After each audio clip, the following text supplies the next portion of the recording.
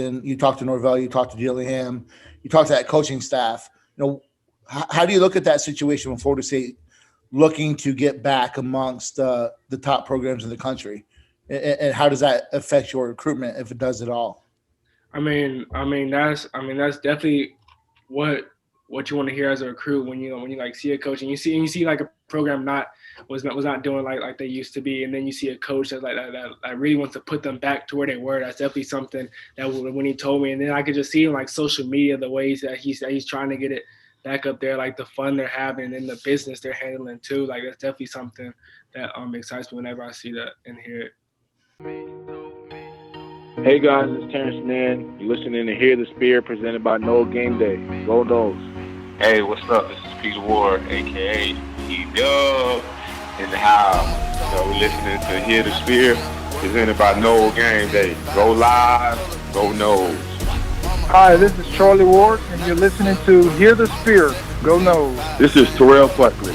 You're listening to Hear the Spear presented by Noel Game Day. No Bloody. But perhaps better known as the greatest corner to ever step on a football field, Deion Primetime Sanders. Great Deion Sanders, my brother. What's going on, man? I could wake up to that greeting every day, man. That was awesome. Hello, Noles fans. This is former Seminole Derek Brooks, and you're listening to Hear the Spear, presented to you by Noel Game Day. James Wilder Jr. What's going on, James? Thanks for having me on. FSOD, Florida State or Die, and go Noles. William Bar None Floyd. Gentlemen, what's up? What is happening, guys? This is Logan Robinson from Hear the Spear, presented to you by Noel Game Day. We are here on this wonderful, not Thursday evening, but Wednesday evening, a night early. Got a big-time guest we're getting ready for. We'll talk about that in just a minute. As always, you guys can listen to this podcast on iTunes, Google Play, Spotify, YouTube. YouTube's rolling right now. YouTube's hot. So if you're not on our YouTube yet, go hit a subscribe button over there. We're not only uploading these videos as podcasts, but also we got some small clips from the past interviews that we've done with some former Noles that you guys will probably like to go check out. So go check out our YouTube at Noel Game Day. We got some spring football to talk about. We actually have a practice. We're here. We've made it. Spring practice actually happened yesterday. We are going to jump into some of that discussion. We've got some nuggets that we might share here between me, Nate, and Dustin. We got some recruiting. We've got top 5 dual threat quarterback from the 2022 class joining us here in about 30 minutes with MJ Morris, quarterback who just named Florida State as his leader. We got a lot of questions for him. We got a whole row of questions. We got to understand why he put Florida State there. Talk about some Mike Norvell, some Madden, some other things. So we've got a packed pot, and we got some basketball to talk about. ACC tournament, baby. Tournament time. It's March. The fun begins now. So, and then also Austin said that he's going to name 50 states. He was talking about on Twitter. Dustin, there's no way he can get all 50. I will bet any amount of money. I will bet my entire bank account. Yeah, Austin's going to be going live here. He's going to be sharing his screen. He's going to pick out every single state live with us. And how fast you said you could do it? I could probably do it in under 3 minutes. Wow. Okay. We'll see if this happens. That's going on. But before I jump into anything else, let me introduce the co-host tonight. Nate Greer, up with me at the top, lead recruiting insider at NoelGameDay.com. Austin Vizier, lead basketball writer. And then Dustin D-Lou, lead writer and editor. God, do we put you down as recruiting analyst now? What do we do? No. And like a note transcriber guy. Nate's you mean hiding in bushes guy? That too. You did get hit, guy, dude. My head. I told you not to go hide around the bushes. I knew someone would catch you. That's idea. Mind Bloom almost did, but he couldn't catch up. I don't know if that would be a good race between y'all two. Maybe y'all can get that going. Speaking of races, Los isn't with us this evening.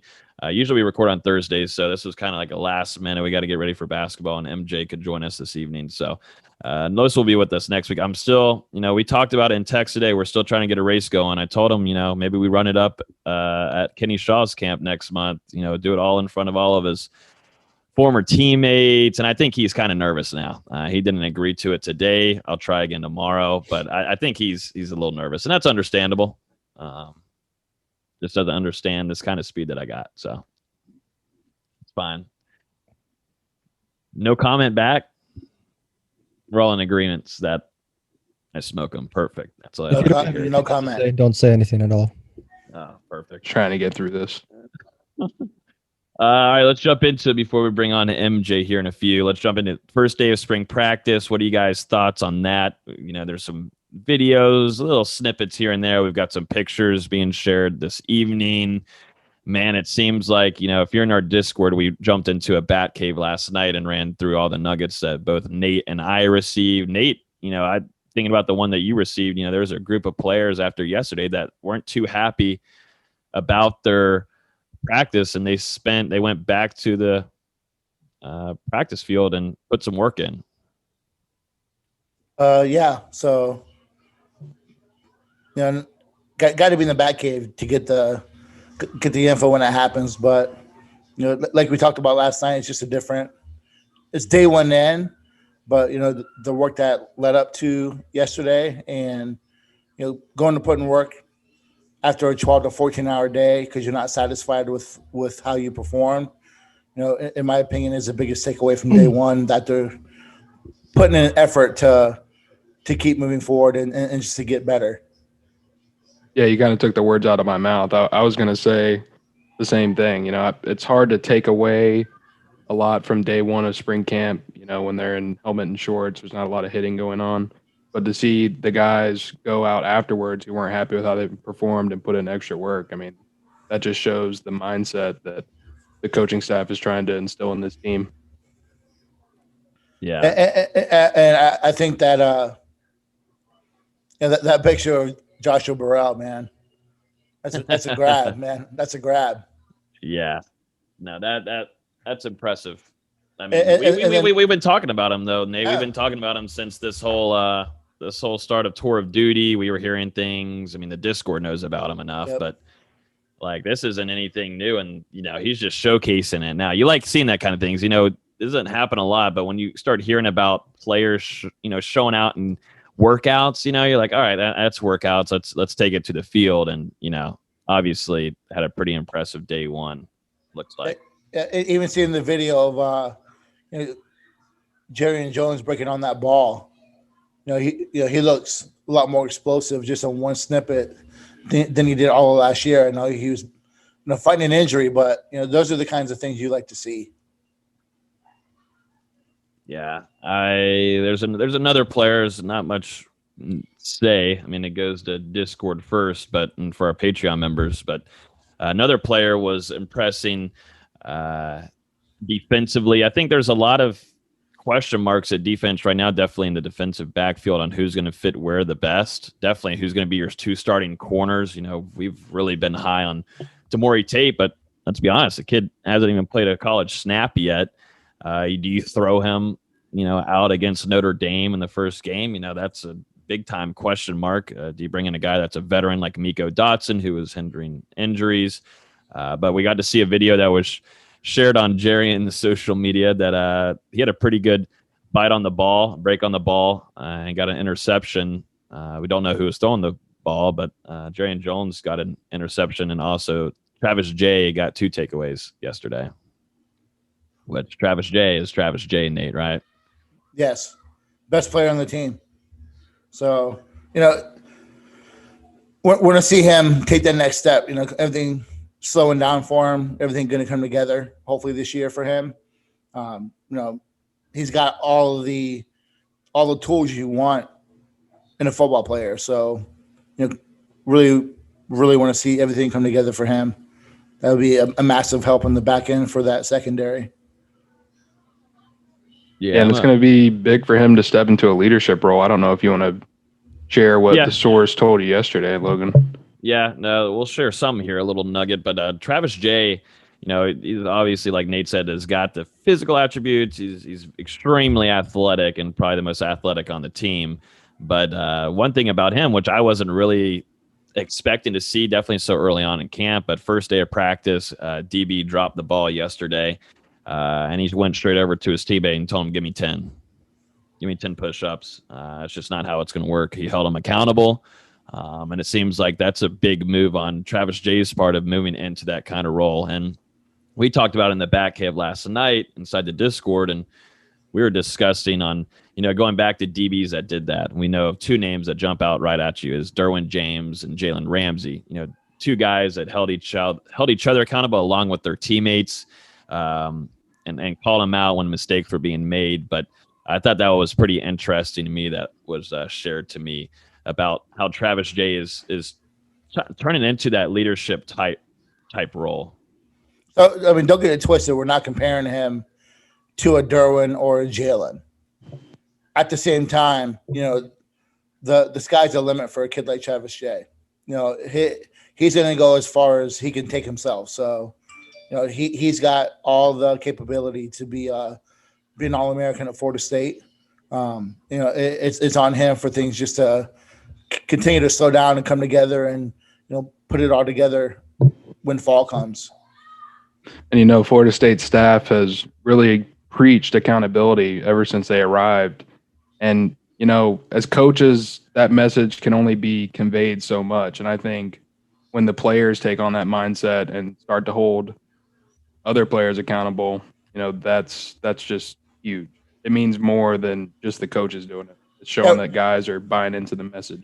I mean, from all the stories you heard from Karlos and then the EJs and then, having, the Kenny Shaws and then, you hear all these stories and then you hear the coach speak and the coach talk. The good teams are the ones that have the players that hold each other accountable. So that's been the biggest thing that's been lacking from this program is that it's kind of been just a free for all, a me mentality instead of a we. So when you start to see that change, I know there's a big debate on Twitter about culture and, everyone likes to use it as a hit word and something to troll about, but it's a legitimate thing. And I think, people need to understand that when you talk about culture, that's what it is. It's accountability. And for Florida State to turn the page on the last couple of years, they have to have that. And they just simply haven't had that. And, you could talk about it for hours about different examples and different things that you see on and off the field and hear on and off the field about that. And to hear that that's changing and, the young kids are stepping up and guys that are new to the team, like, Mackenzie Milton, are the ones taking that on. It's going to bode well moving forward as Florida State really looks to get back among the top program in the country. Yeah, no, leadership is a big thing. We were talking, like you were just mentioning, this locker room, and it is slowly but surely changing. We were discussing it so much during the season and the start of the offseason of some things that Mike Norvell was going to be doing in the locker room. Some guys that maybe weren't a great, I don't know, kind of were almost diseases to the locker room. There was not going to be any kind of growing unless you got rid of the disease. And I think there's a few players that Mike Norvell met with and, were agreeing to part ways or things weren't going in the direction. Maybe the player wasn't believing fully in Mike Norvell's system or process or where the program was going to be headed. And some players had to part ways. So that's kind of what goes with the whole transition of a new coaching staff coming in. There was a lot of things that I've been told, Mike Norvell is a freak all about organization. We heard about that last spring, but we didn't get to really feel the whole, we didn't get the full chance of it, with the whole COVID-19 hitting and everything. And every coach across the country was, hit out of nowhere and having to try to fight organization through Zoom and meetings. But now we really get to see how Mike Norvell is. I know there was a picture posted on Twitter of Mike and coaching staff on Monday with this whole coaching staff out there going through the systems on how things are going to be ran. Very sophisticated on organization. And that's something that has kind of been, not the same since maybe, what do you say, Nate? Maybe, Jimbo. I mean, I've been to a few practices there and got to be through all of them, but Jimbo was very key and very strict, just kind of like a nerdy kind of strict on how things were going to be ran, or you're just not going to have a job here. You're just not. It's not probably pre-Alabama, Probably pre-Alabama, yeah. Leading up to that, and things quickly fell apart after that. So after that game, yeah, just a tad. But yeah, that's just the kind of feeling that these practices are bringing. Let's see if there's another thing in here that we shared inside the Bat Cave. There was a lot of question marks about the quarterbacks. You know, it was surprising we haven't even talked about a quarterback yet, but one of them, from what I was told, all the quarterbacks had some kind of brace on. It seems like this group's kind of banged up. We already know about Mackenzie Milton. I was told, he was running rollouts yesterday, and it is, we're going to see it happen, but it's a very kind of awkward run, but he's running 100%. And that's just what we're going to watch and be like, and that's probably when, that half a second clip came up that Florida State released. Everybody was freaking out about it, but supposedly his rollouts were perfectly fine, 100%. And obviously his throwing motion is probably the best in that depth on that quarterback room, but the quarterback situation is going to be fun to watch the next couple of weeks to start off with. Yeah, I think we all know how it's going to unfold, but do we? I think we all know how things are going to unfold, but if you they got to have they got to have guys like Chubba and Jordan really step and compete. They have to have them ready to go. God forbid if something happens. So, gotcha. What do you think, Dustin? Yeah, like Nate said, this is going to be a big competition moving forward because you want to see Jordan Travis start to take the next step from where we saw him last year, get more consistent throwing the ball, and Chubba as well. And I think having McKenzie there, that's only going to make them strive to compete harder each day. And I also think McKenzie can help them with just the mental part of their game, because I assume that the quarterbacks are probably all going to be watching film together. So he can help them spot things that, maybe normally they would have missed out on. But I agree with what Nate said because, God forbid, but at any moment, a quarterback could go down. I mean, we saw it last year. And if someone was to get injured, you want to make sure that next guy is as ready as possible. And one thing I want to say about, McKenzie, and I said it last night in the Bat Cave too, and, anyone that has common sense would know when you have that severe of an injury, it changes your body for forever. You're not going to be 100% the same as before. You can be 100% of what you are after the fact, but, he's going to have his gait's going to change. He's going to run differently. If you watched Alex Smith play this year, he ran differently. He wasn't that, sudden guy who, he used to not hesitate to get out of the pocket, or he was not uncomfortable, running the ball up the field. And, he hesitated. So, him as a player is going to change a little bit, and how he runs is going to change. As someone that's had 3 knee injuries, it changes how you run and how you walk. So, people shouldn't freak out about that. No. Yeah. Another guy that everybody was excited to hear about or talk about is Jermaine Johnson. Now that we're finally getting some pictures coming out, I know that Jermaine just actually tweeted a really good picture. I wish I could share this on my screen if I can find it quick enough. Well, him and Melton? Yeah, I'm trying to get that picture to you guys so we can put it on the screen. Let's see if Zoom is... Put it over my face so I quit yawning. Yeah, can we just hide you, please? Are we boring you? I don't know what's going on here. Are you able to see my screen? I don't know why. Every week when we get on here about 9 o'clock, I start yawning. Screw off. I'm an old man, dude. I don't know if it's, but y'all can see that. I don't know. Yeah. I don't know if the stream can though, sadly, but. Well, nice tweet tech, bro. Man. Yeah. Look at your boy Burrell going out for that ball. Woo. Yeah. Burrell, man. I need to figure out a way to share the screen a little bit better on here. I wish it would just pop up on my end, but Burrell looks good. Also, Jermaine, and it looks like there's a few clips of him getting around the block. Who was that? Robert Scott, Dustin, from earlier in the Discord we saw.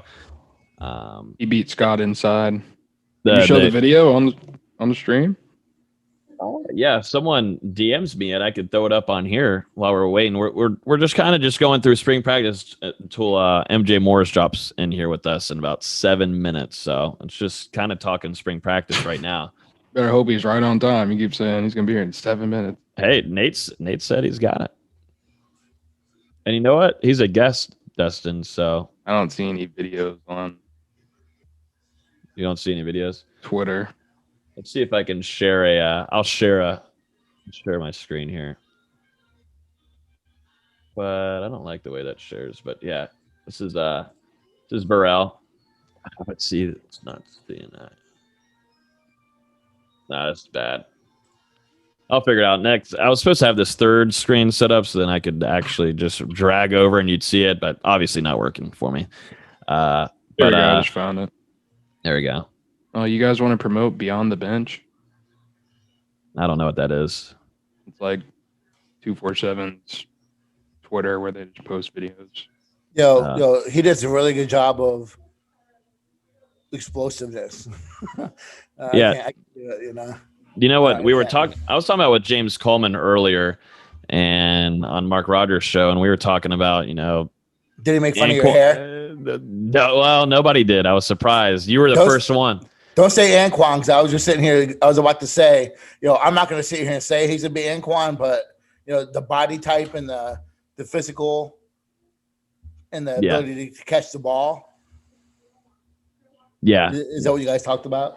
Yeah. No, we talked about that, the Anquan kind of comparison, because I think that's pretty good because he's not a guy that's a route runner, right, Nate? He's more of a guy that will take on the contact and he can run routes, but the thing, he's not a burner, and that's what Anquan wasn't. Like, he was just so physical, fast enough to beat a linebacker, but he's going to physically dominate a safety or a corner.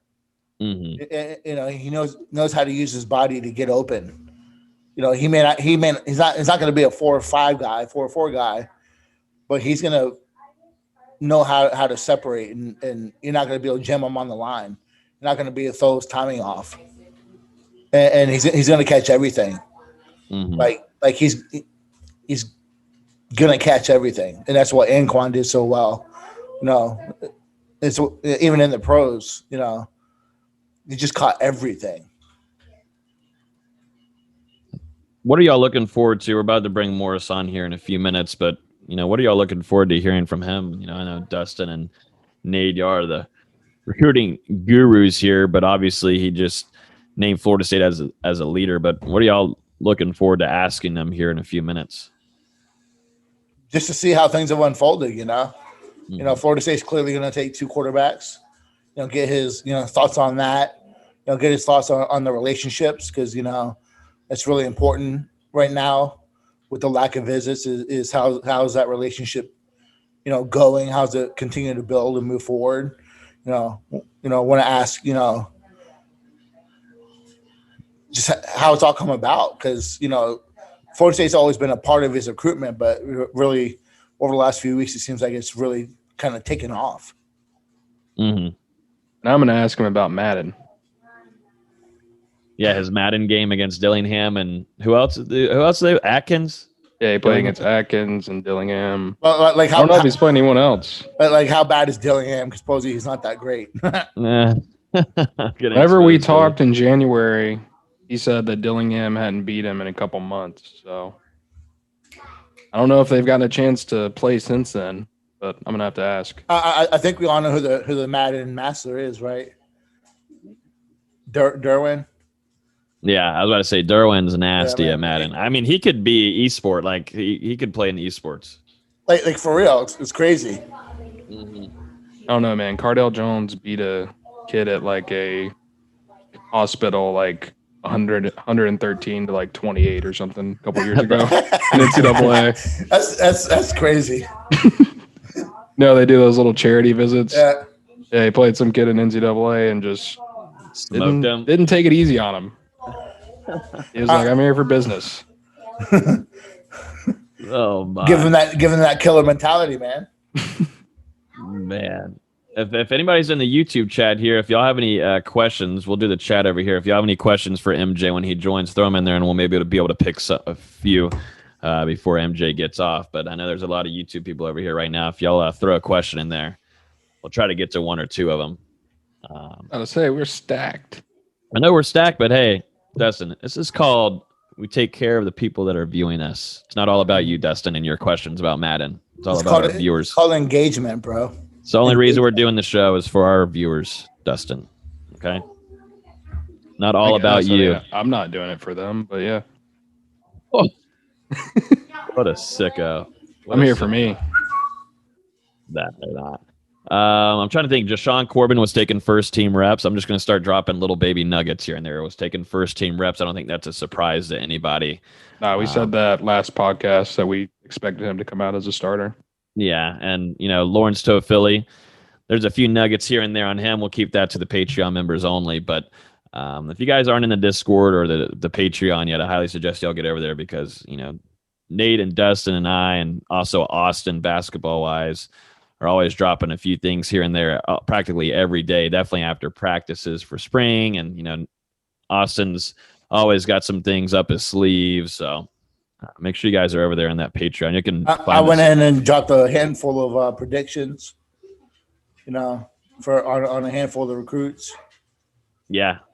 What about you dropped one just a little bit ago? Who was Today? this? No, this. You did a lot of. Good God. I did a lot. I'm saying, man, Nate just throws darts at a dartboard. Yeah. See, me, I space him out because I'm actually thinking. Nate's just here's 10 predictions. It's called when I got time from work. I gotta throw them in. Yeah. Hey, all right, sweet. We got MJ in here now with us this evening. Nate said that it's kind of open questions here. We won't be too brutal with them. There won't be anything too crazy. But hey, appreciate you joining us, MJ. I'm Logan. Below me is Dustin, our lead writer and editor. To the side of MJ. I think he's muted. You're on mute. How you doing? There you go. There you go. Now we're good. And then Austin's to your side, and then also Nate's at the very top. So the one that you talked to. Yes, sir. Talk to me too. Oh yeah, MJ, you're just talking to everybody. But yeah, man, how you doing? Good evening. Glad you are getting some time off to kind of hang out with us. I know you got baseball season going on right now. How's that going? It's going pretty good. I mean, we start region play this Friday against Columbia, so that's going to be our really first big game. So just getting prepared for that. How does that work with you? Of course, you dual sport over here. How does that work? Transitioning from football and then going into baseball like that. Is that hard for you, or is it just something that's easy? You're used to it now. I mean, the first couple years when I started going into high school ball, it was kind of adjustment, but now I just got used to it. The throw is pretty much the same almost. So I don't really have to worry about throwing. It might take me a couple throws to get used to the ball adjustment, all that type of stuff. But going from sport to sport, it's not that big of a problem. So what are you playing in baseball right now? So I guess this would be a segue, as we're talking about baseball right now. Where do you play, and how much of a factor is baseball when it comes to your college decision? I'm at center field right now, and baseball has always been a love of mine. If I get the opportunity to play baseball in the next level, which is college, I'm definitely going to take the opportunity because why not play both? You have the chance to play both, just go ahead and take it. So it's definitely something me and my family has been talking about. Have colleges been talking to you about that possibility? About playing both? Yeah, a couple colleges have said when I brought it up, they was I love the idea that you want to compete in two sports and play both sports, because I know a lot of quarterbacks are doing, especially Florida State when Jameis Winston played both. That's something I'm looking forward to. Yeah, now that Jameis could sling that thing from outfield. I think there's one throw of him. I think he was in right field and he threw it all the way to third. Yeah, he was in right field and slung it and got the guy out at third. That boy had an arm. So let's get right into it. So, big news dropped this week about you, naming Florida State your leader right now. So can you walk us through how you kind of led to that decision and what kind of made you announce that? this week? Yeah, I mean, it's just like I've really had the closest relationship with Florida State like this whole time recruiting, because especially with Coach Dillingham when he was at Auburn, like me and him were just always so close. And I remember when he was at Auburn, like he would always say that he really wants to coach me one day. And then he went to Florida State and offered me there, and that's like their relationship never left. Like we probably talk now like every day.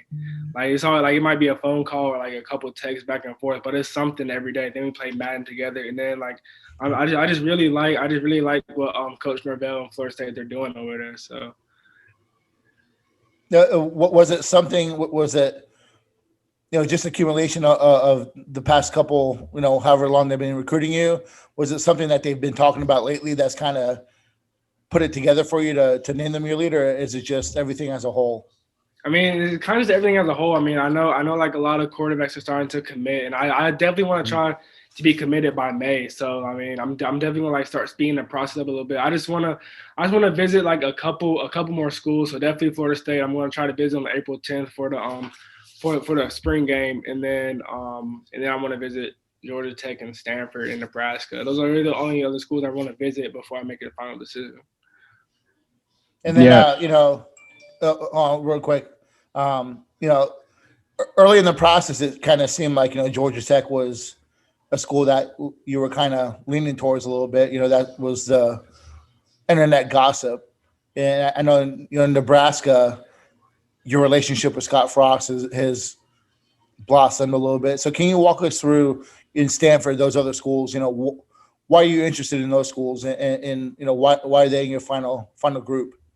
Yeah, well, I'm interested in Georgia Tech. I mean, it's like 45 minutes away from the house. So I mean, I know a lot about them. And then when Coach Collins was there, like he hit me up, and I love his personality. I love the way he coaches. And then the running back coach, Tashard Choice, him and my dad have been like friends like since way back. So me and him have always had a great relationship too. And then I have a cousin that goes there. Ryan King. He's a freshman that just enrolled on the he's a wide receiver. So he always talks to me about it. And then Stanford's just like a big opportunity. Like you get the school part of it, and then football part of it too. So I mean, when they offered it, it was just like a really exciting feeling for me. And then Nebraska, yeah, like I said, with Coach Scott Frost, it was about like a couple months ago. We just really started talking back and forth about football, life in general, and I love him. Like I love him, the OC, the quarterbacks coach. I mean, I've never seen him before, so I definitely want to get down there and see it for myself, because I mean, I just don't know too much about him. And yeah, as for Florida State, I know you mentioned, your relationship with Kenny Dillingham. Who else on the staff do you talk to and have a relationship with so far? I'll say another one is a O-line coach, Coach Atkins, and then I'll say Coach Norvell. Those are really the three strongest relationships I have on the staff. What do you think about them? I love them. I played Coach Atkins in Madden a couple of weeks ago. I can't beat him. I don't know why, because he only runs the ball, so it's hard. It's hard to the person that only runs the ball. And then like I love.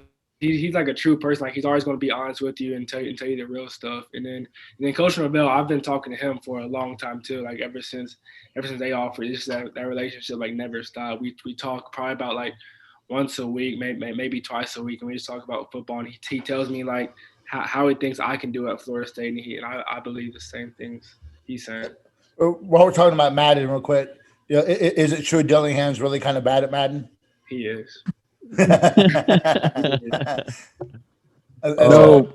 know when we talked in January, you said you were on a pretty good winning streak against Coach Dillingham. Have you lost to him yet between now and then? Nope. Yeah. Is there like any, when you guys are playing, is there any trash talk involved? Most definitely. All the time. I love that you're calling out Dillingham. I love that. But Coach Atkins is nice with it? Oh, yeah. It's just like – because when I play Madden, I usually play people who pass the ball, so I've never really had to play someone who runs the ball literally every play. So if you can't stop the run, you're going to have a long day trying to beat him. Yeah. He plays Smash Mouth, old school football. The whole time.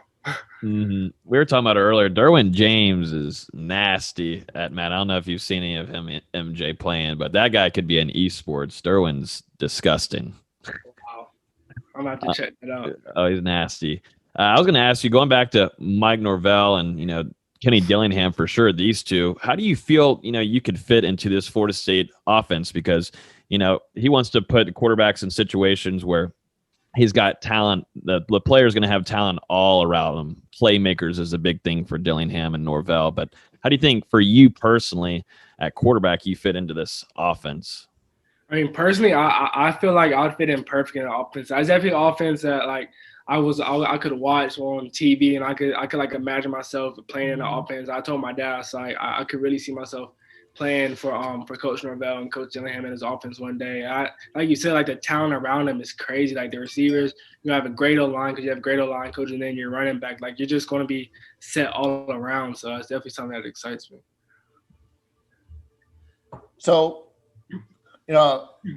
we've talked about this before, but last time I talked to you, I talked to every recruiter I talked to. I asked them about the direction of Florida State. The last few years they've been down. Call it what it is. They haven't been Florida State that we expect. So as you're going through the recruiting process, and you talk to Norvell, you talk to Dillingham, you talk to that coaching staff. How do you look at that situation when Florida State looking to get back amongst the top programs in the country, and how does that affect your recruitment if it does at all? I mean that's definitely what you want to hear as a recruit when you like see a coach and you see like a program was not doing like they used to be, and then you see a coach that really wants to put them back to where they were. That's definitely something that when he told me, and then I could just see like social media, the ways that he's trying to get it back up there, like the fun they're having and the business they're handling too. Like that's definitely something that excites me whenever I see that and hear it. Does it help when they get guys like a Travis Hunter to commit and a Sam McCall, guys who are top flight? I say it on every podcast. I think Travis Hunter is the best player in the country. I do too. And see, you hear that? Yeah. Hey, we'll quote it. We'll quote it. Why is that? Because he's a bad boy, man. He's bad. Yeah, he's a freak on the field. He's crazy. Do you play against him any or? No, I haven't played against him. I mean, I was gonna play on his 7-on-7 team this weekend, but I have a baseball tournament to get to. So has he been recruiting you? A little bit. He would just like whenever I post an FSU edit on my Instagram, he'll just be like swipe it with the little Florida State emoji. Yeah. So seeing that they're bringing in these top flight kids, does that kind of, I won't say make you buy into what Norvell is selling, but does it kind of help reassure that message? Oh yeah, sir. Yeah, I mean, most definitely. When I see like those top ranked kids and the stuff like that, they're going to Florida State. Like I can just like be a part of that, and then we can all be like as a whole and together, we can all like bring that back, bring Florida State back up to where they were. Mm-hmm. I was going to ask you, MJ, and I love doing this definitely for younger guys like you, but who do you compare your game to, and who is a player maybe in the NFL or even college ball, but someone that you look up to that you try to put your game around? Who do you compare yourself with maybe? I would probably Deshaun Watson. He's definitely the person I try to compare myself around. And that's definitely like that's something like that ever since my freshman year that people have always told me. They was like, you remind me of Deshaun Watson when he was in high school, when he was in college. And I could and then watching him, I could see that I definitely had some comparisons to him. So that's definitely my favorite quarterback in the league. I just watch him wherever he goes. Yeah, I wonder any ideas of where he's about to go in the NFL. He's a free agent kind of guy, or I don't know what his situation is right now, but I know he's about to go somewhere else. But he just wants out. He's under contract. Yeah, he's under contract. They got to figure out where he's going. His agent's got to hook him up. He's in his prime, man. You don't want to waste it with that rebuild in Houston. I understand that. Yes, sir. But so what are you working on? Every athlete is working on ways to get better. Do you get feedback from not just Florida State's coaching staff, but from the Nebraskas and Georgia Techs and Stanfords? Do they give you feedback on things they want to see you continue to improve, or what do you think that you got to do in order to get ready for the next level? I would say, yeah. Like I've watched film with a colleges. Like I've watched film with I watched film with Stanford. Like we watched their film and then we watched my film. Like and just like some small tips I can carry over into my game. And then I did the same thing with Georgia Tech. Me and Coach Dillingham were planning on doing it, but like we never really got the time to, because he was always busy in the office, or I was always busy with school or football, something like that. But I have done that with a couple of schools, and they do give me feedback. But pretty much the main thing I'm working on, like my junior year, the only thing I was working on was like being smarter up here on the field, so being faster in my head and making reads in my head a little faster. And then my sophomore year, I was just working on like just ball placement accuracy, ball strength. So now my senior year, I really just want to like put all that together and just ball out, like all the skills I've been working on since my freshman through my junior year. I just want to put it all together my senior year and just like have a day. MJ, we're partnered. You probably know it really well being up there in Georgia, but we're partnered with Chick-fil-A. So this is, and Nate should have maybe given you a little heads up on this, but it should be like easy money to pick. But I got to ask you what your favorite meal is at Chick-fil-A, your go-to, and then your favorite sauce. I can already tell that you're about to you got me with it right now, but go ahead and throw those to me. Oh, whenever I go to Chick-fil-A, I usually get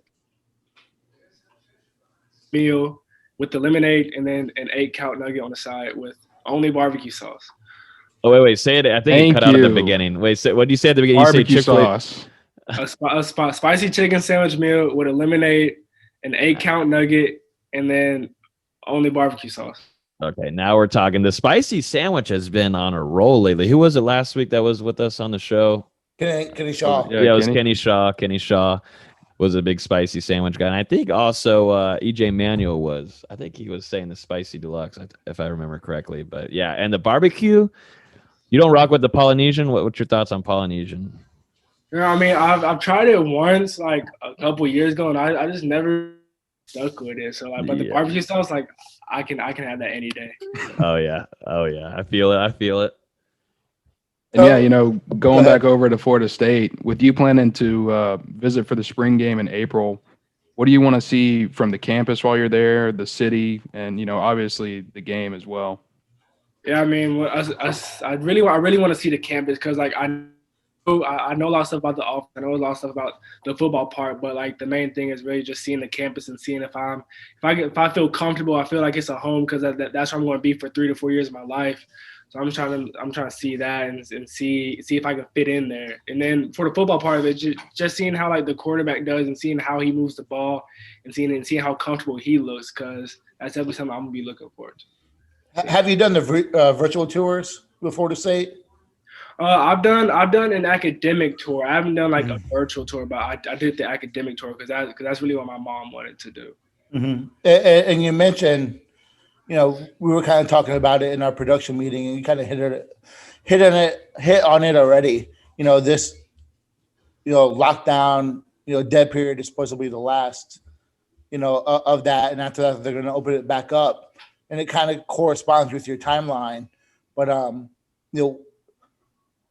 if dominoes fall quicker than what you expect, are you going to up that timeline and make a decision, and not to get into Dustin's question too much, but, or I guess my question is, how much does other kids committing play into your timeline to make a commitment?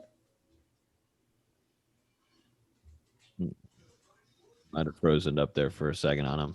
Looking to commit. Oh, you're back now. It was good. It was frozen just for a couple seconds. It's back? Yep, you're good. I was saying, like, looking like who all commits. You're definitely looking, like, if you're looking to commit to a school that's only going to take one QB in your class, then I mean, you're definitely someone commits that you definitely can't go there anymore.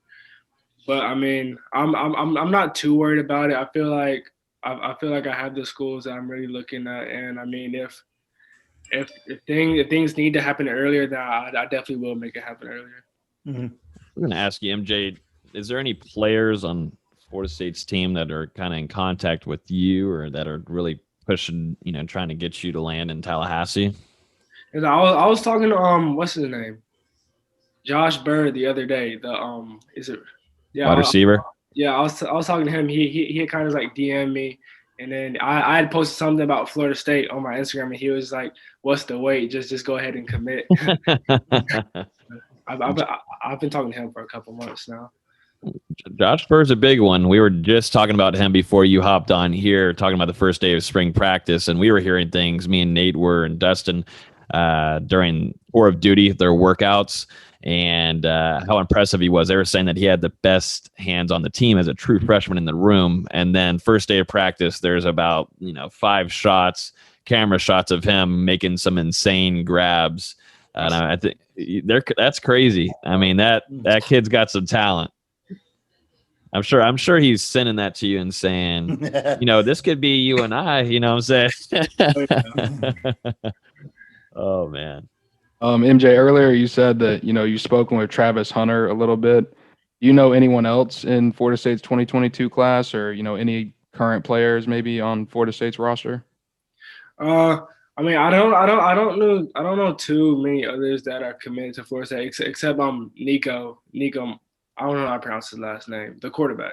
Marquio. Mm-hmm. Yes, sir. But I've spoken to him a couple times and Travis a couple times, and I mean those are really the only 2 I've really spoken to that are committed.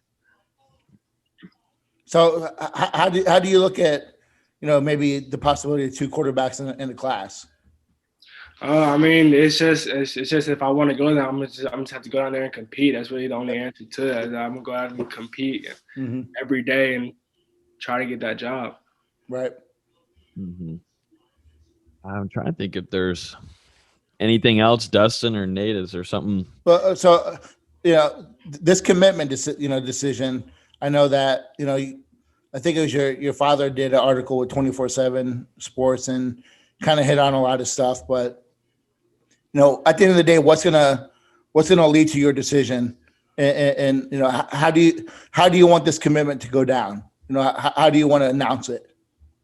I mean, I guess like when I feel the time is right, I guess I'm just going to pray about it. And then when God gives me the answers and I feel it in my heart that this is the school I need to be at, this is a school where I'm going to be at for 3 to 4 years of my life, then that's when I need to go ahead and make that commitment. I mean, and then I guess I just call the coaches and just tell them that this is the place I want to be at. This is the place where I can see myself playing for y'all, this community.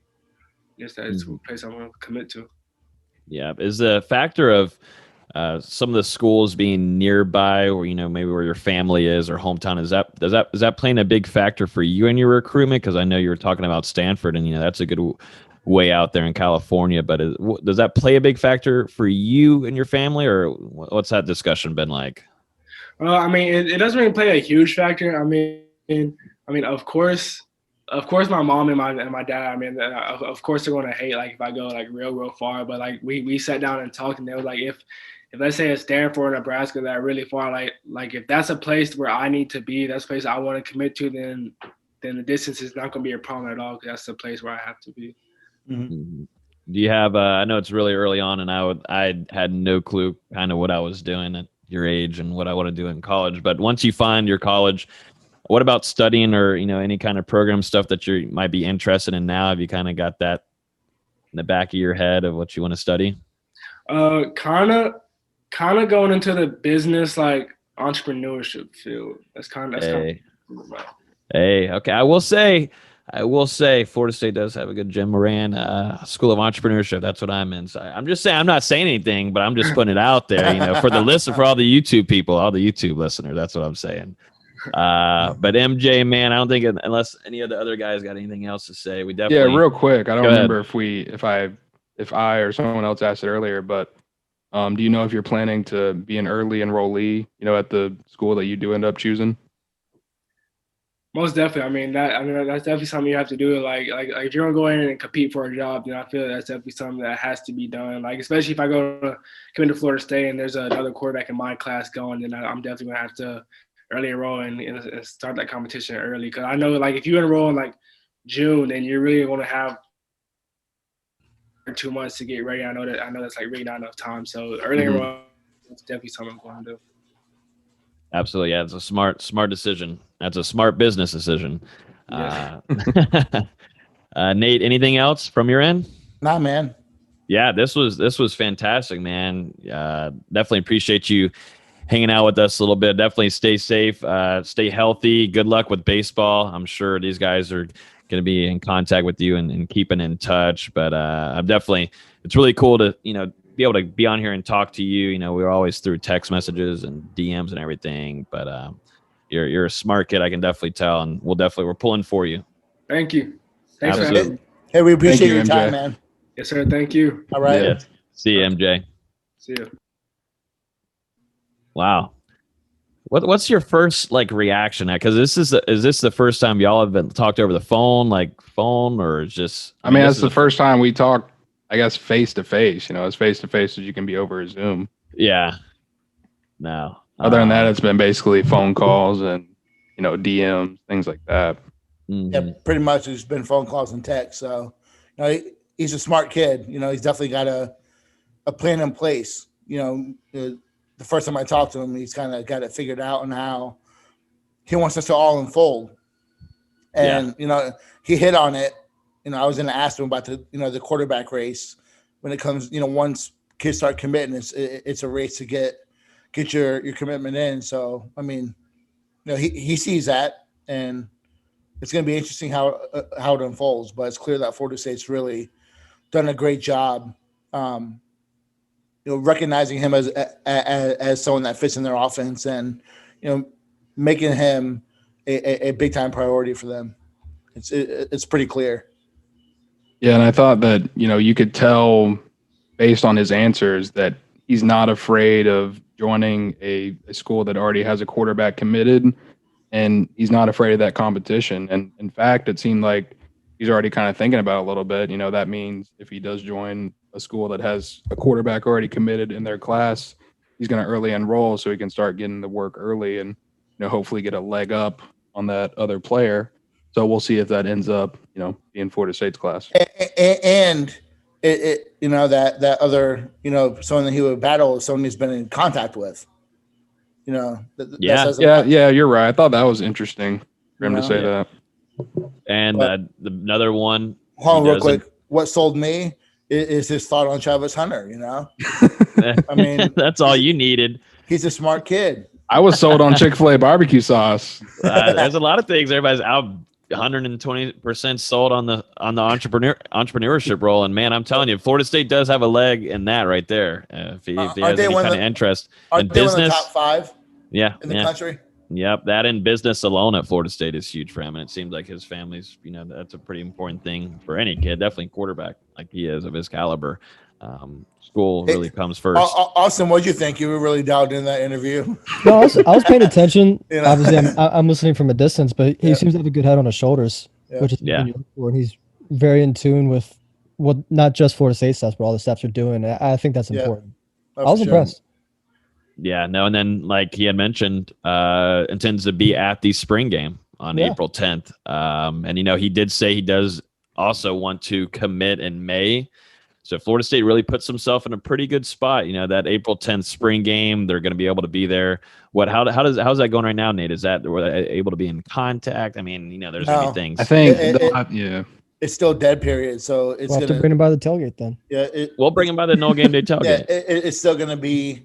They can't have any contact with the coaches. It's more of a self tour of the school. Before I get ripped by the NCAA, that is the most ridiculous thing in the world because we're expecting Florida State not to have any limits on people in the stand. That is the most idiotic, ridiculous thing that they're doing right now. But we've already went off on that. But I think what not to get off topic as we continue to move on with the podcast, but what's going to happen when you look at Texas that's opened up everything, and then they go and try to do recruiting visits and stuff like that. It's going to be interesting to see, how that battle, so to speak, unfolds. Absolutely. Let's jump into, definitely shout out to MJ. If you guys are watching on YouTube right now, hit that subscribe button, hit that like button. It'll help this get out to some more viewers. We got up to about 60 viewers there on YouTube. That was definitely an all-time high, but definitely hit that subscribe button. We definitely appreciate it. We're trying to grow this thing over there.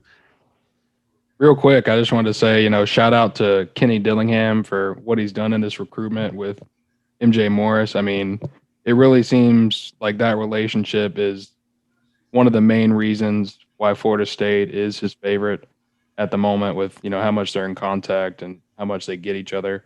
But, do you guys ever think Kenny Dillingham's playing the long con here? He's losing these Madden games on purpose to make recruits feel better about themselves. He's giving his kids confidence. I was thinking the same thing. Supposedly he's bad. And meanwhile, Coach Atkins doesn't give a shit. Yeah. It's like, once you start playing Madden enough, you eventually start getting good at it. And if he plays as much as we think he does, you can't be bad for this long. No, I'm glad Coach Atkins is beating him. I'm glad he's beating him. I like it. I want to see if Norvell can get on the sticks, though. Has any recruit talked about Norvell on the sticks? I feel like Norvell's got like a nerdy. I feel like Norvell's got a nerdy vibe too. I feel like he plays like World of Warcraft when he gets home sometimes, like on his off days, maybe. Nah, I don't see him much of a video game guy. What do you see him as? He just goes home and watches film like a regular college coach. I see him going home, chilling with the family, and just being a film junkie. Oh yeah, yeah. I can see it. I just still think there's something. That's why we need to have him. We need to have him on the show. We got to figure out how he unwinds. I like to play video games to unwind and kind of numb my head a little bit. You got a big ass head too. I got a big ass. Yeah, but at least my haircut's not butchered. But yeah, turn your lights on. Yeah, but let's see that. That's why he turned his lights off. You said it was fine earlier. No. I'm showing. Look at the freaking LED, man. I'm looking good in here. Look at the new setup. I mean, come on. TikTok lights on. Shut up.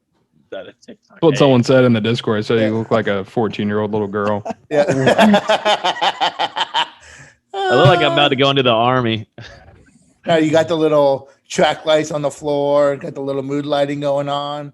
Hey, I'm the chilling. mood lighting for his natty light and his cats. Yeah. It looks like I'm getting ready for a 50 Shades of Grey. Did your cat jump out that window? I haven't seen it. I'm actually really worried. Where is she? I actually don't know where she is. The haircut scared her.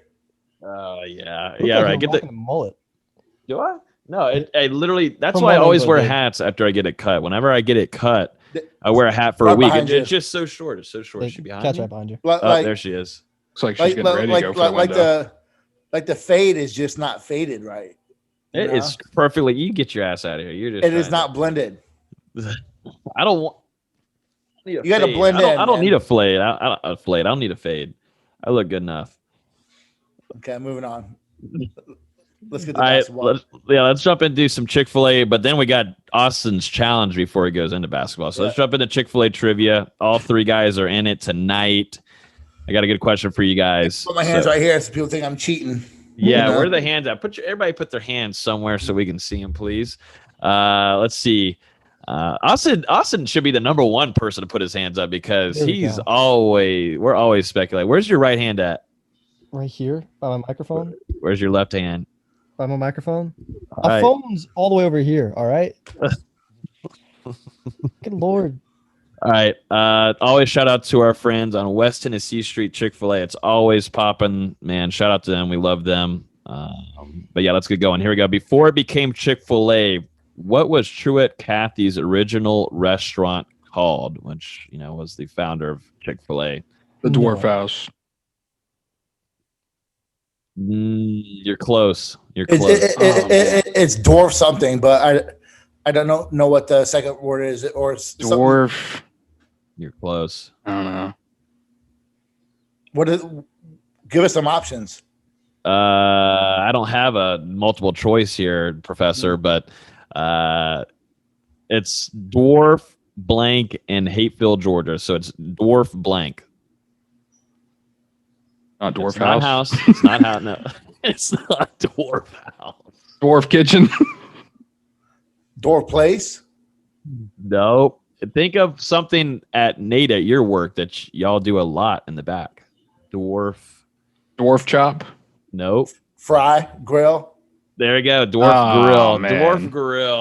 I was never gonna get that. No, Austin was complete because he didn't have his phone on him this time. So we called him out. Yeah, we couldn't get on. He's getting ready for the 50 state challenge. What an odd name. Yeah, I would not want to eat at the Dwarf Grill. No. I'm pretty sure that it's like still open.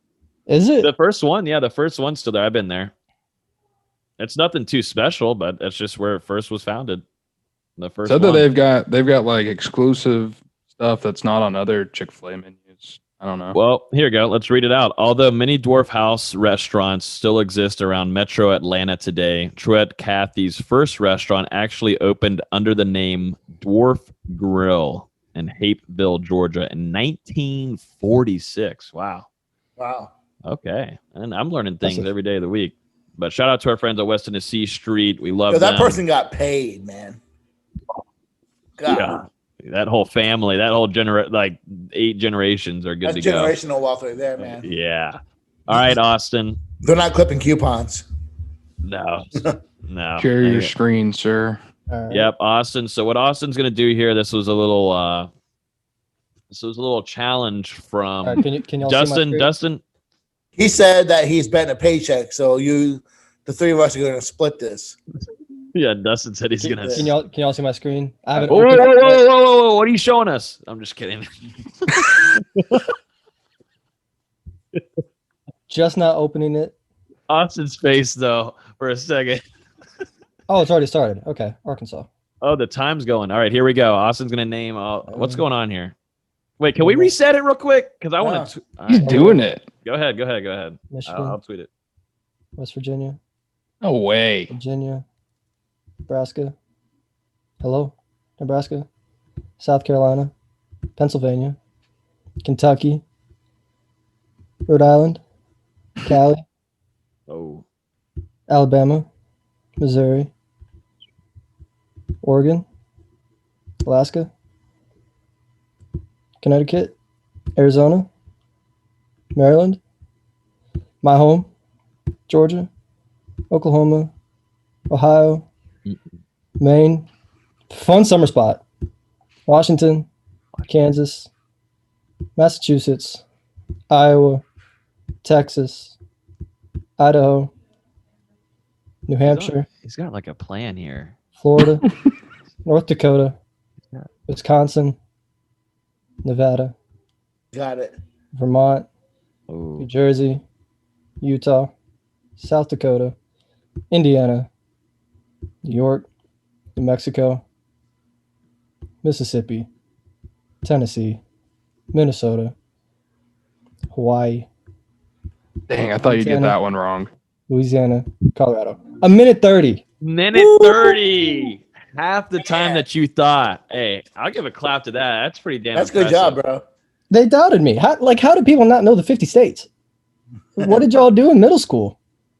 Oh, no, this wasn't me, Dustin. Not that. That's like 30 years ago for me. I mean, granted, I've been to like 35 of these, but still. Wow, Dustin, give your take. You're the one that challenged him. And Yeah, I want my Chick-fil-A. Yeah, he pretty much took a Chick-fil-A. No, Dustin's sending the Chick-fil-A. Yeah. This wasn't something that we. All right, well, Logan, I'm going to need you to give me a Chick-fil-A coupon so that I can. You didn't bring a Chick-fil-A coupon. You didn't bring me to the last basketball game of the season, so. I think that it was against Boston College. I don't think. I think that when he comes for the spring game, you should buy him Chick-fil-A out of your own pocket. Yeah. Oh no. Yeah. When he comes here, yeah, most certainly. I'll hook a brother up. Why? We'll have so many coupons. Why do I have to buy it out of my own pocket? Because you don't have them. That's the bet. Dustin made the bet. I will steal them. I know Logan's address. No, you don't. Leave that window open tomorrow, Logan. The cat will beat your ass, and you know it too. Actually, up next, Austin, get ready for next week because you are going to be doing Europe up next. I think I can still do that. The Latvia, Lithuania, that stuff that would scare me, but everything else I could probably get. All right, I think Europe is easier than America. Oh, no, absolutely not. I live here. Yeah. I think Europe is easier. I can pick Russia out on a map for sure. I would hope so. That's about it. I can do Italy. Okay, you sounded like that was some big accomplishment. Hey, I'm just saying I can do 2, not 50, but I can do 2.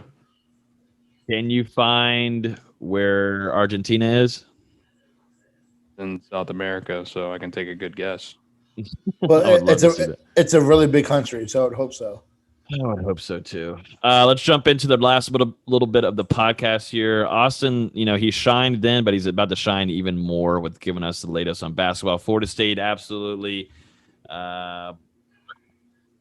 Let's say. Well, so there's only so much signing we I was can going do. to say obliterates Boston College, but absolutely blows the opportunity to win the ACC regular season championship or take that title. But right now, it was just breaking. Duke is going to be the first team up. Austin, the rundown. What we got? What's happening? Is Florida State? Should fans be like it's over? They're going to be first team out, first round bye, or like what's going on? I mean, the Notre Dame game sucked. It was tough to overcome the horrible first half we had, coupled with Jamie Lucky. That's just an impossible combination to overcome. We were fine. The second half, started hitting some shots, started playing some defense, getting stops. But when you're down 20 on the road with Jamie Lucky as your official, you're not winning any games. That first half was just so bad. With Prentice Hub hitting shots, Dane Goodwin hitting shots, it's tough to beat that. We should have shot the ball better. We should have defended better. And they blew a huge opportunity. We would love to have that one seed going in the ACC tournament with some momentum. Now you're heading in with losing 2 of your last 3, both of them on the road. That's in their heads a little bit. It should be. But they've got a great chance to prove themselves this week, starting with Duke tomorrow night at 6:30. They could have won that game too. Oh, they yeah. didn't have that turnover late. Yeah, Anthony Polite hit a huge 3. It was like a 2:30 left. 4-point game or 4-point game? It was 4-point game, 2:30 left. They get a stop on the other end. Polite has that block. They're coming down in transition. They get it to Raekwon Evans. He attacks the closeout and just bad bounce pass to Scotty. He should have lobbed it. If that's a lob for 2 points, Florida State's winning that game because Notre Dame is on their heels with, they're clenching up a little bit. Mm-hmm. Instead, Notre Dame goes down, get fouled, miss the front of the 1-on-1. Raekwon Gray comes down next possession, dribbles it off his leg. After that, we had no momentum. And it's crazy that they could have won that game considering how bad they played for 28 minutes. But they still had their chances, and they didn't come up where they should have. I got pissed and turned it off. Understand that game sucked. Yeah, I think really, people, I think understandably were pretty pissed off on Saturday because Florida State had a chance to come out and outright clinch the regular season conference title for the second time in as many seasons in program history. And instead, it was one of the worst performances we'd seen out of them in a while, probably since, before the COVID breaks, I would say, outside of that second half against UNC, 2 weeks ago. So it was just really disappointing to see they have this chance to come out and clinch it. And instead, they play flat. I think that gives everyone a little bit of concern as we move into the ACC tournament now. It's going to be important for FSU tomorrow night to come out and beat Duke. Yeah, you're going to see one of two things. You're either going to see a Florida State that's really pissed off, wants to prove themselves, or you're going to see a Florida State that's a little bit down on themselves because they failed on an opportunity. I think they're mature enough and there's enough leadership, not only in the locker room but in the staff, that they're going to come out angry tomorrow night against Duke. Really prove themselves against a team that, Duke's not great, but they're still the darling of the ACC. You're still playing in North Carolina against a North Carolina team. Florida State's going to want to prove something. And for Duke, they're looking at this game as if they win, they might be in the NCAA tournament. If they lose, they might just be on the outside looking in. This is a huge game for both teams, not just Florida State. How different, this is just a hindsight question, but, how different is this team with a Trent Forrest leadership kind of guy? Obviously, it's a tough question to ask. I think it was Skip Foster was talking about on Twitter that Florida State's costing themselves so much in the first 4 minutes of each half. Mm-hmm. And that's partially due to Raekwon Evans. I'm not bashing him at all. But when you look at the signs, they're losing a lot with him starting the game. I think you might see some adjustments. We even saw it against Notre Dame where Scotty Barnes was starting the second half. I think you see more of that. I think Barnes has just been too good in ACC play to not play him more. But they do need that Trent Forrest guy to step up, whether it's Raekwon Gray or MJ. MJ's been battling injuries, and you can tell it. But Trent was such a huge part to last year's team that they were motivated for every single game. They never got blown out outside of that Indiana game, which I don't even really hold against them. But yeah, obviously, no one's Trent Forrest, and no one ever will be. He was a very special part to last season's team. Yeah, no, Trent Forrest was huge, definitely in these kind of games where you'd like to have that leadership energy. And that game was, like Dustin said, was very irritating to watch. I know Nate turned it off, but because he's very broke my table. Really wobbly now. I was more of like, hey, we got a graphic to post, and it was like, oh wait, I don't think we're gonna be able to post this today. But it's just it stinks. But you got to hope that they have that fired up energy. A pissed off FSU. And we saw it earlier in the season when they weren't ranked. They were playing probably their best basketball then because they had a chip on their shoulder, and that makes a very scary Florida State basketball team, in my opinion. Austin. Yeah, and I said the same thing last night on another podcast, the Unconquered Era podcast. Go check them out if you haven't. That you'd rather Florida State work through their funks now than in the postseason. Mm-hmm. You don't want to get to March Madness in the first weekend. You're playing some team like Winthrop, who's really good, and Florida State just starts going through the shooting funk, a mental funk. You'd rather them work through this now, while they still have a chance to prove themselves and turn around from it. You think it bumps them down to a 5? I don't think so. I mean, they're hovering right around it. Like if you lose to Duke tomorrow, yeah, absolutely. Yeah. But as long as you perform well in the tournament, win a couple games, I think you're a 4. If you win the ACC, I don't think you're anything lower than a 3. Just because they're not going to keep an ACC tournament winner, unless it's Georgia Tech or a team like that outside of a 3 line. So you think if Florida State wins at least one game in the tournament or the ACC tournament, they're going to be a 4 seed? It should be, depending on what happens with Virginia Tech and whoever they play. Like if Notre Dame somehow comes back and beats North Carolina and then beats Virginia Tech tomorrow, and then they beat us somehow, we'd probably fall to a 6. But I don't see that happening. Either way, it would be a Q1 game, whether it's Virginia Tech or North Carolina, on Friday night, assuming we beat Duke. So I don't see them bumping us down any further.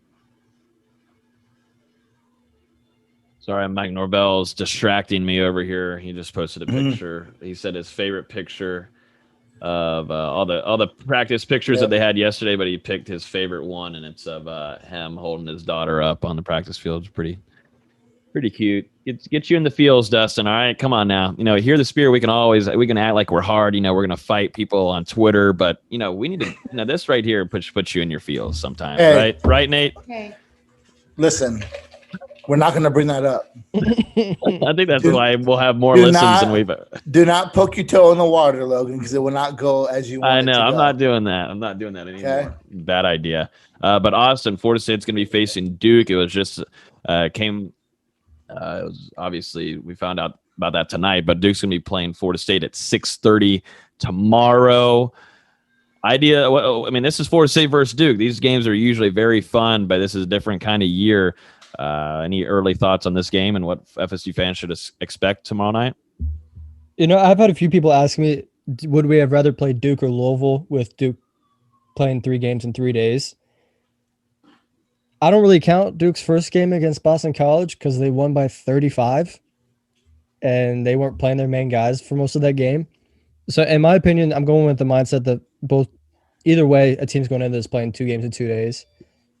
And it's one of those, would you rather play a team that's really good on offense like Duke or a team that's really good on defense like Louisville? Who knows? If Florida State shooters come to play, and Anthony Polite and MJ Walker are hitting from 3, Duke's got one of the worst 3-point defenses, not only in the conference, but in the country. So if Florida State shooters get rolling, then you're fine. But if you let Mark Williams, who went for 21 and 18, looked like prime David Robinson tonight, if you let him get going, if you let Matthew Hurt get going, if you let Jeremy Roach and DJ Stewart get confidence, then yeah, you're going to be in for a long night, especially if you're not hitting your own shots.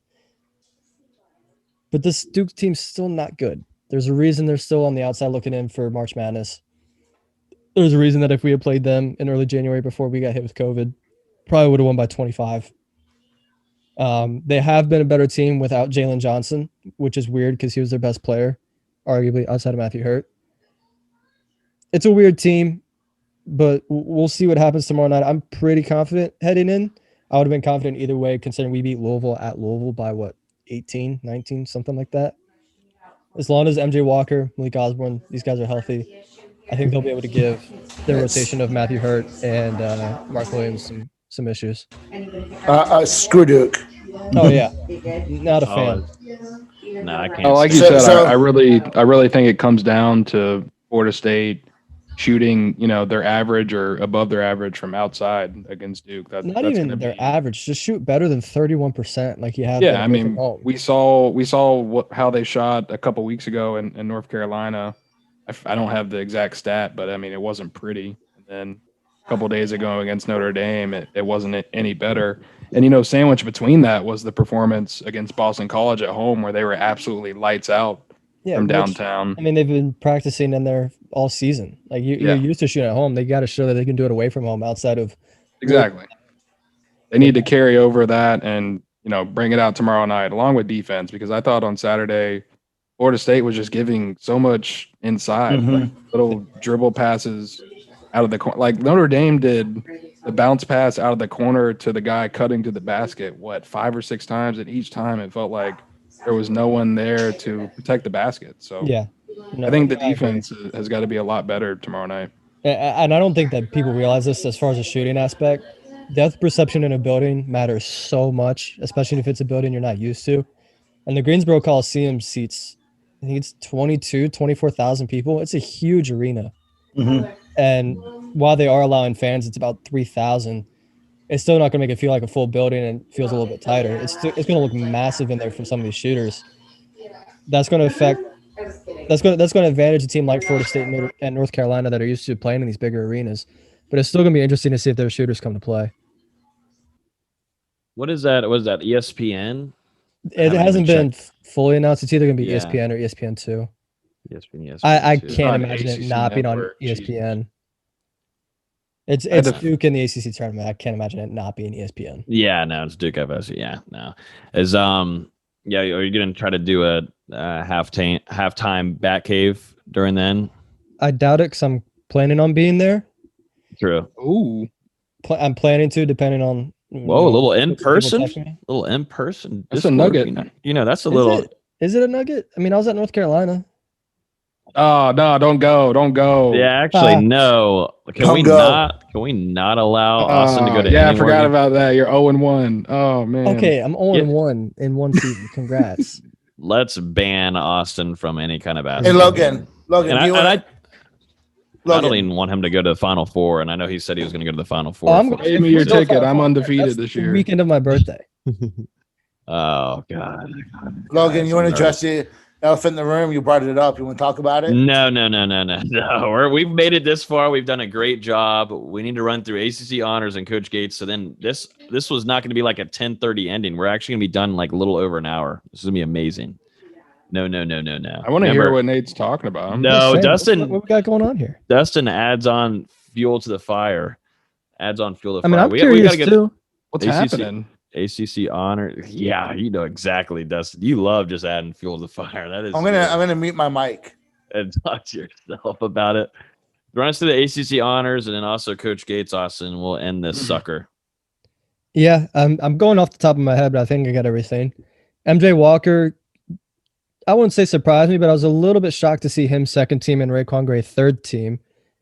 Scotty Barnes also joined them on All ACC third team. Scotty Barnes racked up awards, not just All ACC third team, All Freshman first team, Freshman of the Year, Sixth Man of the Year. And then I guess to some people's surprise, Mike Young for Virginia Tech won Coach of the Year over Leonard Hamilton. I was more surprised to see Raekwon Gray third team. I thought he should have been second team. And then not to see Raekwon Gray at all on any of the defensive teams was an absolute disappointment from the ACC. Who was voted ahead of Raekwon Gray on the All ACC All ACC teams?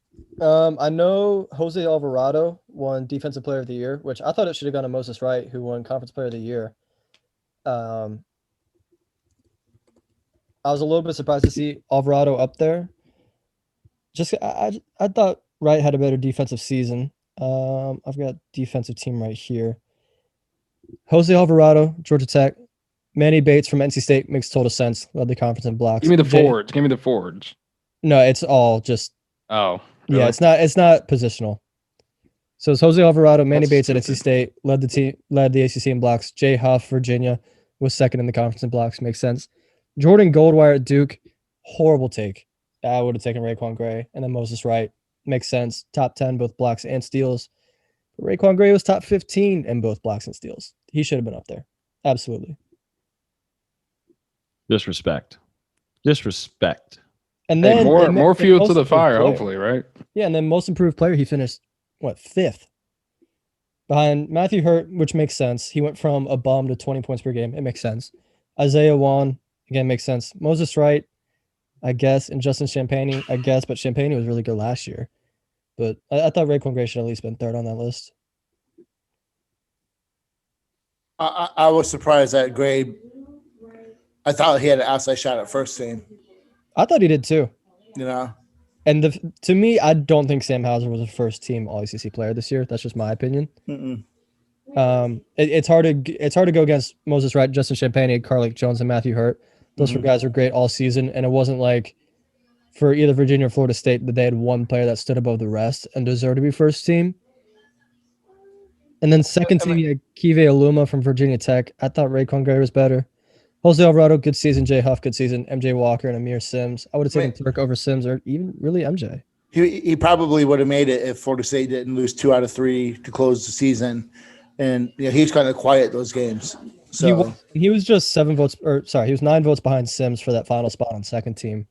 And then he was 60 votes above the next guy on the third team. So he was right on that borderline for the second team. Right. I thought he should have been there. I was a little surprised to see Scotty come away with so much hardware. I think I said it earlier this week. I mean, it just kind of surprised me because, in my opinion, at least, over the last couple of weeks, it kind of looks like he's been in a little bit of a slump. And, I don't know if that has something to do with maybe that ankle injury he suffered shortly after the COVID break. I think it was against NC State. And if he's just not, back to full health yet. But, what do you think, Austin? I think he's been fine. I think he's been really good, especially defensively and energy-wise. Obviously, he makes freshman mistakes. Every freshman makes freshman mistakes. There's been no good 6-man. Like, he beat out fellow Carolina freshman Dayron Sharp for both freshman of the year and 6-man of the year. It's just been a really bad year in the ACC for freshmen. I mean, you look at the guys that finished behind him. Dayron Sharp's been good, but not better than Scotty. DJ Stewart for Duke has been okay. Then 4th place was Jalen Withers for Louisville, and 5th was Kadari Richmond from Syracuse. And I don't think anyone on this podcast knows Kadari Richmond's name. So that just speaks to what the freshmen did in conference. You were supposed to have Jeremy Roach from Duke be a good player. He was trash. Caleb Love from UNC, super inefficient. And then outside of that, there just wasn't really anyone that stepped up. I just really think the thing with Scotty, and you mentioned his defense. I think the thing with him is offensive consistency and obviously his shooting range as well. He just doesn't always seem aggressive every night. It kind of seems like it fluctuates. He's aggressive only when it's too late, and I think that's something that has to change in March. Yeah, that's what I'm saying. So coming into this tournament, and obviously March Madness coming up next week, what does Scotty Barnes need to do differently? They had to let him go, man. Help Florida State let him go. It's not the team needs to let him go. He needs to let himself go. Mm-hmm. He's got to be on the gas from the beginning. And I don't mean, what game was it where he decided he was going to take 10-foot floaters the entire game? I forget which game it was. Oh my God! But when he's getting the North Carolina game or the Georgia Tech game? I think it was Georgia Tech. Yeah, I think it was at Georgia Tech. But when he's aggressive and just gets to the rim consistently from the start, there's no team that can beat Florida State. There's a question here on YouTube. This is from Premier Youth Theater. Asks, with the shortened year and if they go deep in the tourney, what is the chance Scotty Barnes comes back for one more year? Don't think about it. It's not happening. Think about it. This isn't something you need to think, if we go deep. Or what if he kind of disappoints in the tournament, wants to come back, develop his offensive game? He's gone. It's not happening. Stop thinking about it. I think he's not a 3-point shooter at all right now, and his free throw percentage isn't that great. And if you look at any mock draft, he's still in the top 10. NBA teams see that as skills that they can. I think that Ben Simmons comparison is pretty true right now. Oh yeah, honestly, yeah, I see it. I mean, Simmons has a little bit more aggressive mindset offensively, like he's a lot better around the rim. But Scott, I think Barnes can be better. It's like he's holding something back. I don't know if he's trying to stay within the offense or whatever. He's just one of those. He wants to get everybody involved before he gets himself involved, which you love to have, but he's got to get. But he's got to get selfish a little bit. He's got to get his own in March. Yep. Coach Gates, sorry. One more thing before we get to Coach Gates, but I really want to see the rotation shorten here in March. I know Florida State's depth's a huge thing, but no offense to some of these guys, but for me, your bench has to be your starting five, which in my opinion is Scotty, MJ, Polite, Turk, and Balsha. And then off the bench, if it's not Sadar Calhoun, Raekwon Evans in spot minutes, and Malik Osborne, I really don't want them seeing more than 5 to 8 minutes a game, because at this point you got to have your best guys on the floor. So you think guys like Wyatt Wilkes and Ngam will be phased out of the rotation a little bit? We've seen that with Ngam these last few games with Carolina and Notre Dame. He didn't play more than 5-6 minutes. You're already starting to see it with him, and then with Wilkes. When he's not hitting shots, he's really improved as a rebounder, and his offensive IQ is there. But when he's not hitting shots, he's just not as reliable as some of these other guys. I think Calhoun's been spectacular. I want to see him get 20-25 minutes. I agree. I think Wilkes is just a player that, he kind of disengages from the game if the offense isn't there. Yeah, and he's a great guy. He knows the system in and out like the back of his hand. But when he's not hitting shots, he's not a focus for the other team. And to me, you got to have that in March. You got to be a threat all the time. You think maybe they go back to that starting lineup where they had Wilkes with the starting five, maybe to see if they can get him a couple looks early, and if he's not on that night, they move on? We'll see. Florida State needs to have this mindset of we need to get a good force for our minutes. Yes. We can't be leaving points on the board like we have been the last half of the season. It was different when Evans was giving us great games, like against NC State when he had 24, 6, and whatever. If he's still putting up those kind of performances, then yeah, you want him getting major minutes. But since those games, he's shooting 16% from the floor, 1-to-1 assist to turnover ratio. You just can't have that. No, I mean, this is the time to play your best. Yeah. This isn't a time to make kids happy. No, this is the time to get them W's. Yeah, get some dubs. Mm-hmm. Dennis Gates. So is it the predecessor? Is he going to be the predecessor of Coach Ham? What's going on? I feel like the plan with Florida State and Coach Gates, they're not on the same game plan here. I don't know if the 5-year contract for Hamilton will line up with the contract that Gates or the timeout that Gates is going to be on. But congratulations to Coach Dennis Gates in Cleveland State, getting to an NCAA tournament just his second season. What seed are they going to be, you think? 14-15, just because there have been so many upsets in these mid-major tournaments. What's the odds Florida State and Cleveland State get matched up against one another? 0. 0. Because we're not going to meet. It'd be entertaining. It'd be fun. I'd love to see it. It's that Cleveland State. I was talking about it before we got on here. That Cleveland State staff is full of Florida State guys. It's not just Coach Gates. You've got Coach Dickey Nutt. He was a video coordinator at Florida State. Chase Goldstein was a video coordinator at Florida State. Ryan Sharbaugh was a grad assistant at Florida State. Now he's an assistant coach there. They've got 3 assistant coaches that are former Florida State guys. Got a grad assistant that was a manager with me at Florida State, Perrin Foot. You got another guy who worked at Florida State basketball camp that's now a grad assistant. There are so many Florida State guys there, and you can see it in the way they play. It's a very Florida State-like system, very Florida State-like culture. The guys love being around each other. And the fact that Cleveland State had 4 straight 20 losing seasons before Coach Gates got hired. He called a team meeting. Only 4 guys showed up his first meeting there. Completely overhauls the roster with JUCOs, and now they're in the NCAA tournament. It's an unbelievable story. I'm so happy for him. Wow, that is impressive. I didn't know that. That's what I'm saying. We got to get on the same game plan. FSU admin, what are we doing, Leonard? Are you taking some 5 years? What's going on now? Maybe we figure it out. We got to be on better communication here. Watch for this Boston College job. His wife's the assistant AD at Boston College. I'm talking about Coach Gates, obviously. Yeah. If he doesn't get that job, he's gonna get a job here in the near future. He's too good. That's what I was gonna say. We brought up, I think, the Boston College job earlier, so I was gonna mention that.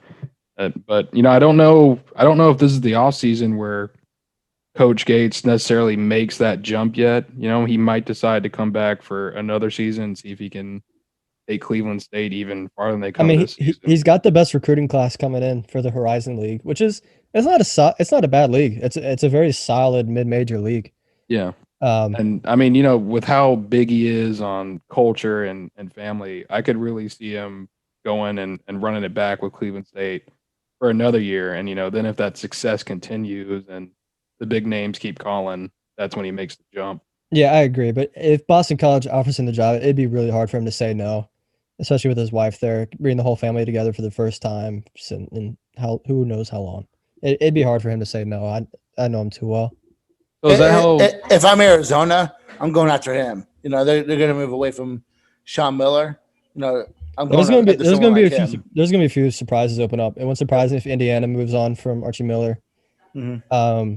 There's going to be, I think Minnesota moves on from Richard Pitino.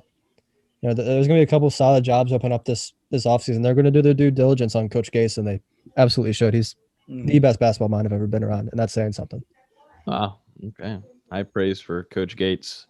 Wish maybe we could get him on a podcast. Talk about him at Cleveland State, also his time at FSU, Coach Ham. Maybe that's something we can do this upcoming offseason once we get to basketball offseason. But yeah, I think that's practically everything for this evening. We had a jam-packed episode. It's just crazy thing. We had MJ on about an hour and a half ago, or an hour ago, I should say. It was about 40 minutes ago. I can't read time, obviously. I got bashed my new haircut, the lighting in my room. I mean, let me grow it some. I'm just glad you finally got a haircut after like 2 months, Austin. So it still looks like... It took me a while to be comfortable sitting down again. There was that whole hip surgery thing. Oh, my goodness. Oh, Lord. You need to stop buying so many shoes, too. That's enough. That's enough of that. You need to start buying some dates with some girls. Well, we'll see. Any update on that? Any update on your end? This is a two-way street, my friend. I know. I was about to say. Logan, you got red track lighting in your room with a dimmed red light. A dimmed red light? Behind you. No, I don't. What are you talking about? Oh, there we go. What are you talking about? What are you talking about, red light? There ain't nothing there. Nate, you are capping as usual. What are they smoking over there in Orlando or wherever you're at? I'm not in Orlando, you dumbass. Tampa. Shit. You think he's technically Tampa? Right? I'm not even in Tampa, you dumbass. Fort Myers. I'll right? see you next month, maybe twice in this. Bradenton. I'll be seeing you next month. I'll take care of you too. All right, everybody, be good. I got to get out of here before Nate gets riled up and he brings up what happened on Twitter. But wait, what happened? Oh my God! All right, we got to get going. Thanks to MJ. So Morris. what happened was no. Hey, we'll mute him. We'll mute him on here. Shout out to MJ for coming on here, man. It was great hearing from him. Awesome. Seems like an awesome kid, and obviously has a big amount of talent. But that was a great interview that Nate hooked up with for us this evening. Los will be back with us next week. He's not disappearing anywhere. We're keeping him here. He ain't going nowhere. We don't have cold fries over here, so ain't got to worry about that. Well, everybody, y'all be good. Enjoy the rest of y'all's week. Enjoy every bit of it. We got some spring practice to talk about. We'll be recapping Florida State versus Duke and some more ACC play too. I don't know what the plan is for that. Maybe an instant reaction probably this weekend, but we'll have a lot of basketball coverage coming up. Make sure you guys are in the Discord. I'm telling you, I don't know what else to do. Make sure y'all jump into the Discord. You can join us and support us on Patreon and receive a lot of benefits. You support us and receive tons of benefits. The guys are working their tail off. We definitely appreciate all the DMs and messages we're getting about us, working our tail off. It's more of like a hobby to us, but, we like competing too. So definitely appreciate all the love you guys have been giving us. If y'all are on YouTube, hit that sub button, like button, everything that you can do. Y'all enjoy the rest of y'all's week, and we will talk to you guys next week on Hear the Spear.